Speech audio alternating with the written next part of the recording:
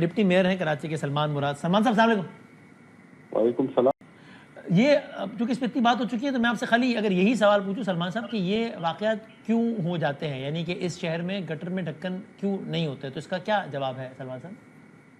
جی, کل رات ایک بدقسمت واقعہ پیش آیا جب معصوم بچہ نالے میں گرا ہے. تو اس پر جیسے ہی ہمیں اطلاع ملی تو ہم نے ریسکیو ٹیموں کو اور واٹر بورڈ انتظامیہ کو فوراً کہہ دیا تھا کہ آپ جو ہے اسپاٹ پہنچ کر ریسکیو کا عمل شروع کریں. تو یہ ہوا ہے. اب اس کے لیے بات کا کہہ رہے ہیں نا, ویسے تو خیر بہت سارے لوگ کہتے ہیں کہ ایسا بھی نہیں ہوا تھا کہ ہم وقت میں نہیں پہنچا, لیکن چلو وہ تو بات کی بات ہے.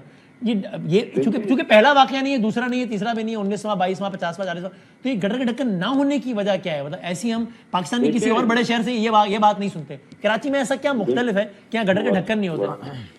وسیم بھائی, ہم نے تقریباً 88,000 مینول کور ڈرنکس پرووائڈ کی ہیں اور ہر یو سی چیئرمین کے ریکوائرمنٹ پر ہم ان کو دیتے ہیں. شہری کمپلینٹ کرتے ہیں واٹر بورڈ کی انتظامیہ پہ, اس پر بھی امپلیمنٹ کیا جاتا ہے. اب یہ جو کل کا واقعہ پیش آیا تو اس کے لیے وزیر اعلیٰ سندھ صاحب نے نوٹس بھی لیا ہے, قیادت نے بھی ہماری نوٹس لی ہے. پہلا واقعہ تو آئی ایم شیور پچھلے واقعے میں بھی نوٹس ہی لیا ہوگا نا. پچھلے واقعے میں انہوں نے یہ تو نہیں کہا ہوگا کہ یار ہو گیا, تو پچھلے نوٹس کا کیا ہوا اگلا ہو گیا؟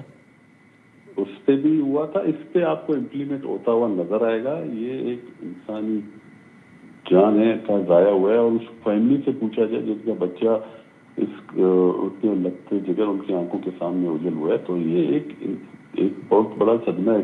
یہ ہمارا ہی بچہ ہے, ہم اپنا ہی بچہ سمجھتے ہیں ان کو. تو ایک واقعہ پیش آیا ہے اور آپ نے دیکھا کچھ شر پسند عناصر بھی کی کچھ کوشش تھی کہ شہر میں اسی حال میں کچھ شہر انگیزی کریں, مگر اس کے باوجود وہاں کی عملہ موجود رہا اور یہ انتظامیہ رہی. تو اس حوالے سے شر پسند عناصر, چلے میں